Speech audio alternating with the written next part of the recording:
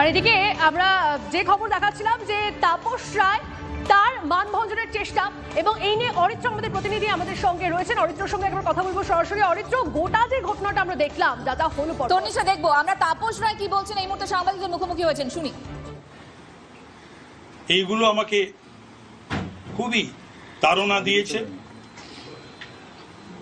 এবং আমার যারা রাজনৈতিক এবং অরাজনৈতিক শুভাকাঙ্ক্ষী তারা গত 1.5-2 মাস ধরে আমাকে তারা বলছে, আমিও অনুভব করেছি এবং বেশ কিছুদিন ধরে আমি একটা তফাতও মেনটেন করি। যেমন এই প্রথম জীবনে 96 থেকে আমি এমএলএ, এইবারেরই অধিবেশন, বাজেট অধিবেশন আমি সেরকম ভাবে প্রথম করলাম না, করতে পারলাম না। তো সুতরাং যে কোনো জিনিস কোনো মানুষ যদি করে তার মধ্যে স্বতঃস্ফূর্ততা থাকা উচিত মনের থেকে। 23-24 বছর তৃণমূলের সঙ্গে আমার সম্পর্ক, আমার যখন যা বলেছে বা আমি মনে না বললেও আমি যেটা মনে করেছি আগেবারইও আমি সেটা করেছি।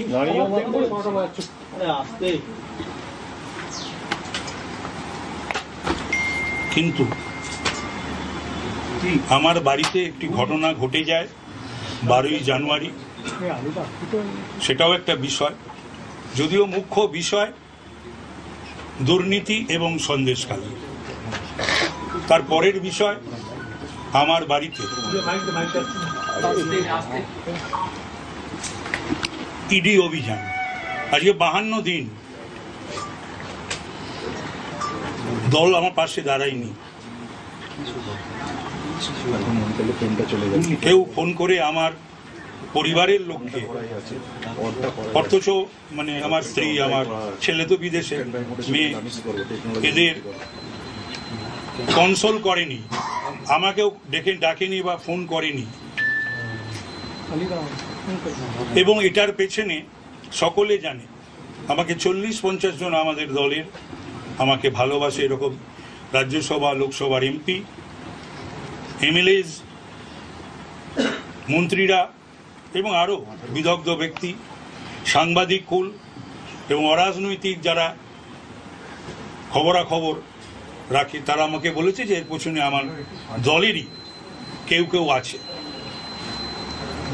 তো সুতরাং এবং যখন আমার রেড চলছে আমার বাড়িতে, তখন এমএলএ এমপি বা কারুর বিবেকানন্দের বাড়িতে, সেদিন 12ই জানুয়ারি বিবেকানন্দের জন্মদিন ছিল, আমারও যাওয়ার কথা ছিল, সেখানে তাদের উল্লাস পরিলক্ষিত হয়। সেগুলো আমাকে সাংবাদিকরা এসে বলে, ছাত্র যুব নেতৃত্ব এসে বলে, তাদের কেউ কেউ অবশ্য উল্লাস করলো, অনেকেই তার প্রতিবাদ করেছে। আমি কি করবো বলো? আর একটা জিনিস, এই ব্রাত্য কুণাল এসেছিল, ওরা আমায় ভালোবাসে, ছোট ভাই। অবাক হয়ে গেলাম যে কুণাল তো আমাকে যাতে আমার সিদ্ধান্ত পুনর্বিবেচনার জন্য আমাকে অনুরোধ করতে এসেছিল, তখনই নাকি ওর কাছে দলের তরফ থেকে সুব্রত বক্সির শো কজ নোটিশ এসেছে। হ্যাঁ, এই হচ্ছে দল। ও আমাকে বোঝাতে এসেছে আর ওর শো কজ নোটিশ পাচ্ছে। এই দলে যাদের সাসপেনশন হওয়া উচিত, শোকজ করা উচিত এবং বহিষ্কার করা উচিত, তারা বহাল তবিয়তেই থাকবে। আরো দুঃখের বিষয়, মাননীয় মুখ্যমন্ত্রী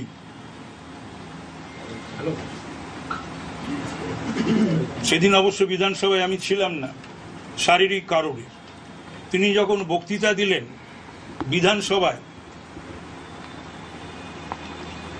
আমার বাড়ি ইডি অভিযান এটা উল্লেখ করতেই পারতেন।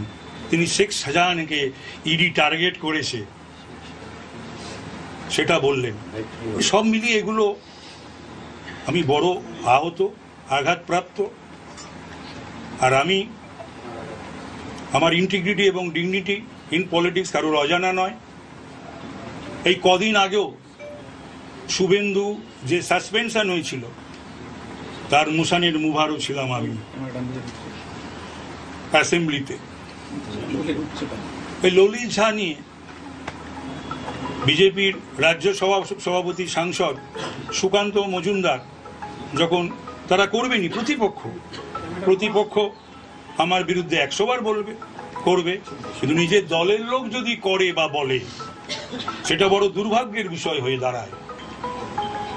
আমি কিন্তু ওই ললিত ঝা প্রশ্নে আমার একটি ছবি যখন দেখিয়েছিল তখন আমি প্রতিবাদ তো যা করার করেই ছিলাম সংবাদ মাধ্যমে, তাছাড়াও আমি একটি উকিলের চিঠি পর্যন্ত পাঠিয়েছিলাম শ্রী সুকান্ত মজুমদারকে। কিন্তু খুবই দুঃখের এবং কষ্টের বিষয় যে আজকে 52 দিন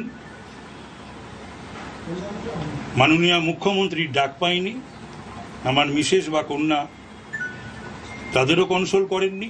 অথচ অনেকের সম্বন্ধে আমার ভালো লাগে যখন উনি তাদের পাশে দাঁড়ান, তাদের কথা বলেন, আমার খুব ভালো লাগে।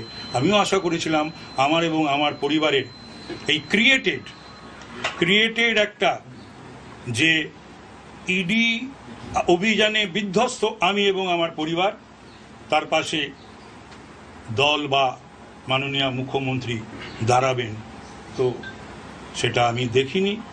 উনি অন্য কারুর বাড়িতে ইডি অভিযান গেলে তাদের রান্নাঘরে যদি কৌটো মানে মশলার কৌটো, চায়ের কৌটো, এই সমস্ত ইডি নাড়াচাড়া করেন। আমাদেরও একটা ঘর আছে, পরিবার আছে, রান্নাঘর আছে, আমারও স্ত্রীপুত্র পরিবার আছে, আমার পুত্র যদিও বাইরে থাকে।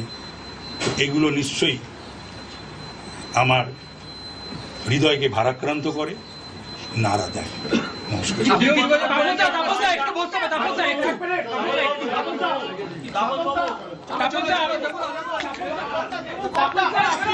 তাপস রায় সাংবাদিকদের মুখোমুখি হয়েছিলেন এবং তিনি পরিষ্কার বললেন যে তার বাড়িতে যখন ইডির অভিযান হয়েছিল সেই সময় অনেকেই দলের কেউ উল্লাস করেছিলেন এবং এই ঘটনার পর মাননীয়র মুখেও তিনি কোনো রকম কনসোলের কোনো বার্তা শুনতে পাননি এবং দলের তরফ থেকে কেউ তার পাশে দাঁড়াননি, পরিষ্কার করলেন। আরো একবার কি বললেন তাপস রায় শুনবো।